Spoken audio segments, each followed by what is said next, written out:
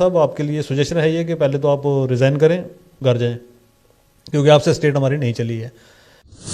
Property tax को लेके कहते हैं तो प्रॉपर्टी टैक्स के लिए सिंपल और सिक्योर सजेशन ये है कि यहाँ के लोग, जम्मू कश्मीर के लोग इस हालत में नहीं हैं इस टाइम के भाई वो एक भी पैसा कहीं दे सकें। मोबाइल के लिए आप जिक्र कर रहे थे कि भाई लोगों के पास यहाँ पर मोबाइल हैं, उन मोबाइलों के सिमों का बिल पे करने के लिए भी परेशान हैं लोग इस टाइम पर, उनके लिए वो पैसा भी इस टाइम पर नहीं है।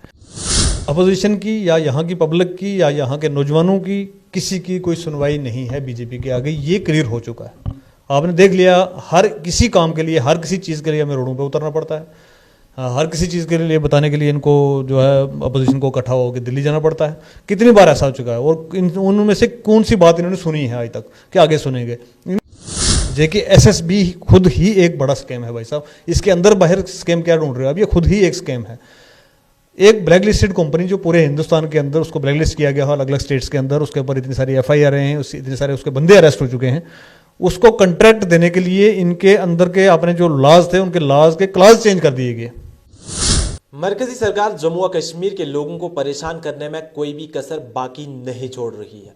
सबसे पहले यहाँ पर एंटी इंक्रोचमेंट ड्राइव चलाई गई, उसके बाद प्रॉपर्टी टैक्स की बात करें, फिर यहाँ पर एपटेक रो जो है वो शुरू हो गया। लेकिन हम बात करेंगे प्रॉपर्टी टैक्स की। अगर हम बात करें तो 1 अप्रैल से वो जम्मू और कश्मीर में लागू होने वाला है। हालांकि इंतजामिया की जानिब से लोगों को ये कहा गया है कि अगर आप अपनी राय, अपनी सजेशंस वगैरह देना चाहें तो आप दे सकते हैं। हमारे साथ खुसूसी बातचीत के लिए अभी सफ़ीर अहमद चौधरी साहब मौजूद हैं, इनसे हम बातचीत करेंगे। सफ़ीर साहब, एंटी इंक्रोचमेंट ड्राइव से लोगों को छुटकारा मिला था, साथ ही में प्रॉपर्टी टैक्स जो है उसकी बात की गई कि अब 1 अप्रैल से जम्मू और कश्मीर के लोगों को प्रॉपर्टी टैक्स भी देना होगा। क्या कहना चाहेंगे इस प्रॉपर्टी टैक्स को लेकर? क्या जम्मू और कश्मीर के लोग इस वक्त इस हालत में हैं कि वो प्रॉपर्टी टैक्स जो है वो पे कर पाएँ? देखिए, आप तो हमसे ज़्यादा घूमते हैं मार्केट में, लोगों को भी देखे हैं, यहाँ का जम्मू का बिजनेस भी आप देख रहे हैं किस तरीके से डैमेज हुआ है। तो बेसिकली ये एक साजिश के थ्रू हो रहा है सारा के सारा कि भाई जम्मू कश्मीर के लोगों को इकोनॉमिकली ख़त्म करना है, क्योंकि ये लोग इकोनॉमिकली थोड़े ठीक थे, कोई अपना कारोबार कर रहा था, हमारे सेशन थे, कुछ टाइम के लिए जम्मू लोग आते थे, कुछ टाइम के लिए कश्मीर लोग जाते थे, समर विंटर का हमारा चलता रहता था। तो दोनों साइड का एक पैरेलली बिजनेस जो था वो ग्रो करता था। जब गर्मियों में लोग ज़्यादातर कश्मीर में होते हैं तो वहाँ का बिज़नेस ग्रो करता था, सर्दियों में लोग यहाँ पर होते तो यहाँ का बिज़नेस ग्रो करता था।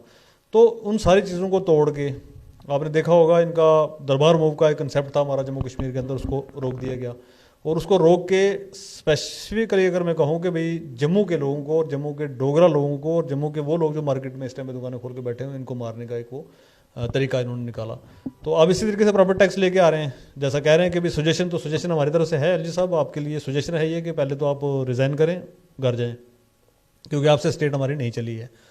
तो दूसरी सजेशन अगर आप प्रॉपर्टी टैक्स को लेके कहते हैं तो प्रॉपर्टी टैक्स के लिए सिंपल और सिक्योर सजेशन ये है कि यहाँ के लोग, जम्मू कश्मीर के लोग इस हालत में नहीं हैं इस टाइम के भाई वो एक भी पैसा कहीं दे सकें, क्योंकि अर्निंग ख़त्म हो चुकी है। पहले हमारे को मिलिटेंसी की मार पड़ी, उसके बाद फिर आपकी गवर्नमेंट की मार पड़ी, दूसरी मार तो मैं कहूँगा बीजेपी की मार पड़ी हमें, और बीजेपी की मार पड़ने के बाद हमारी स्टेट के टुकड़े हुए, हम यूटी में कन्वर्ट हुए, और यूटी में कन्वर्ट होने के बाद आज हमारे नौजवान, आज हमारी बहन बेटियाँ जो रोडों पर, आज हमारी वो हालत है कि हमारे घरों में खाने के लिए कुछ नहीं है। ऐसा मतलब ये मैं कह नहीं रहा हूँ, आप देख सकते हैं, इसको सर्वे करवा के देख सकते हैं कि इतनी हालत ख़राब हो गई लोगों की।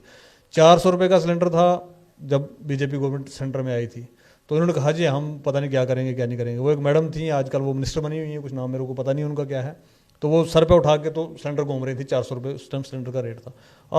आज सिलेंडर जो है 1250 तक पहुँचा दिया इन्होंने 8 साल के अंदर अंदर। हमारी रसोई पे अटैक हो चुका है, हमारे जॉब्स पे अटैक हो चुका है, हमारे ज़मीनों पे अटैक हो चुका है, हमारे घरों पे अटैक हो चुका है। इससे ज़्यादा और क्या बुरा होगा? मैं तो सोच रहा हूँ कि एक क़यामत वाला जो मंजर था वो जम्मू कश्मीर के लोगों पे गुजर चुका है।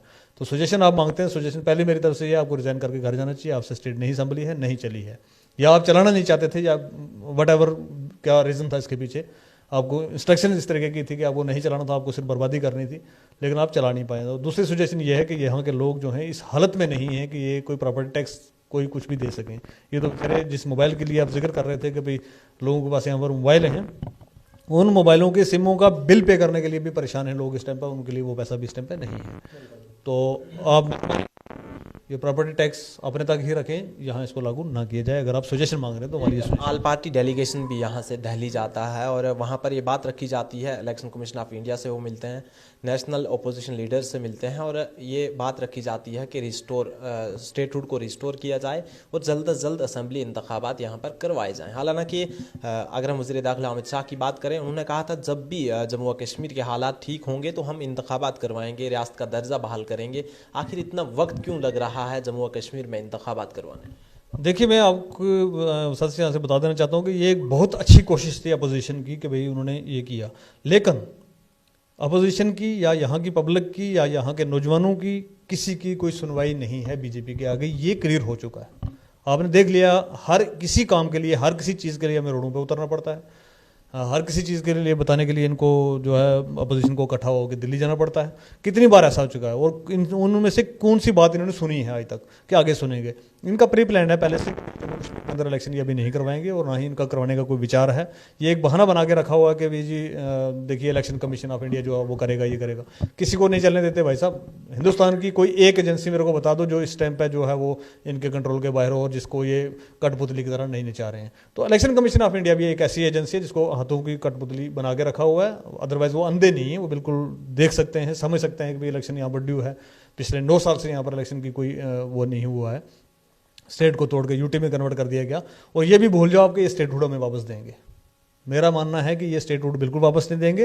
ये स्टेटहुड उस कंडीशन में वापस देंगे अगर यहाँ पर बीजेपी की सरकार बनाते हैं। और उसका हाल तो ये है कि भैया हर कोई आदमी जो, हर तीसरा आदमी जो है इस टाइम पर बीजेपी को गालियाँ दे रहा है, तो इनकी सरकार तो बनने वाली है नहीं है। अब जब इनकी सरकार नहीं बनेगी तो ना यहाँ पर स्टेटहुड मिलना है ना कुछ और मिलना है। आप बस ये तैयारी करो कि जो बिजली के बिल जो हैं, जैसे आपको प्रॉपर्टी टैक्स 1 अप्रैल से लगना है, ऐसे बिजली के बिल भी बढ़ रहे हैं आपके।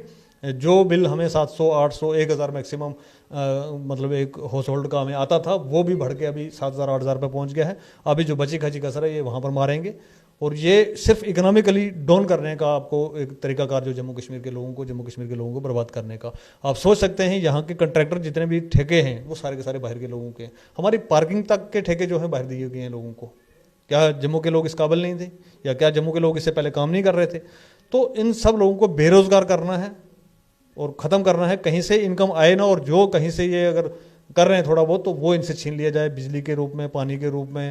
अपना तेल बढ़ा दिया, गैस सिलेंडर बढ़ा दिए, महंगाई जो है वो इस टाइम पर सर चढ़ के नाच रही है। अब सब्जी लेने जाओ, जो 200 रुपये में सब्जी आती थी वो इस टाइम पे हमारे 800 में भी नहीं आ रही है। एक आखिरी सवाल रहेगा आपसे, अगर हम जम्मू और कश्मीर के नौजवानों की बात करें, पिछले कहीं सालों से लगातार JKSSB इम्तिहानात की तैयारियां कर रहे हैं, लेकिन सबसे बड़ा फ्रॉड है ये JKSSB। मतलब is a big scam itself. JKSSB खुद ही एक बड़ा स्कैम है भाई साहब। इसके अंदर बाहर स्कैम क्या ढूंढ रहे हो? अब ये खुद ही एक स्कैम है।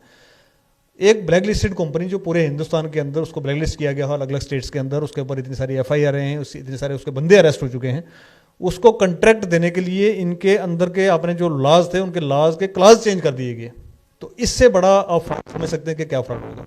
JKSSB खुद फ्रॉड है भाई साहब। और ये यहाँ पर कोई नौकरी किसी को देना नहीं चाहते हैं कि भाई कोई नौकरी यहाँ पर करेंगे और किसी को देंगे, ये देना ही नहीं चाहते। इसलिए क्या करते हैं, पहले एक फ्रॉड कंपनी को लेके आते हैं।